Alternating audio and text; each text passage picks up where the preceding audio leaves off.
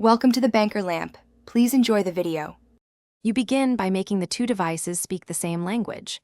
Sign into the same Apple ID on both, enable iCloud and handoff so continuity features work, and turn on Wi-Fi and Bluetooth.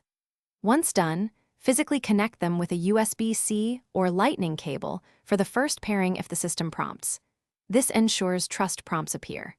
Make sure both devices are awake and unlocked while you accept any trust or pairing dialogues. This step establishes the secure link you'll use next. Now choose how you want them to interact.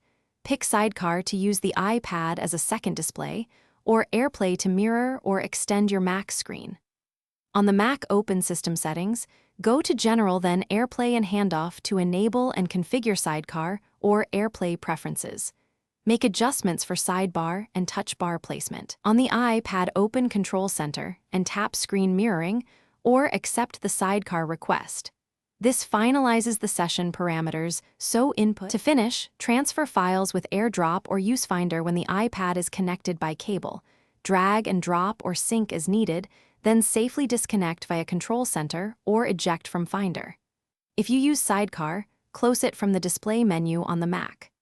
One key troubleshooting tip: if connections fail, make sure both devices run the latest OS, restart them, and check the trust prompt. Repairing after restart resolves most authorization and connectivity glitches quickly. Thanks for watching. If this was helpful, leave a like and consider subscribing. See you next time.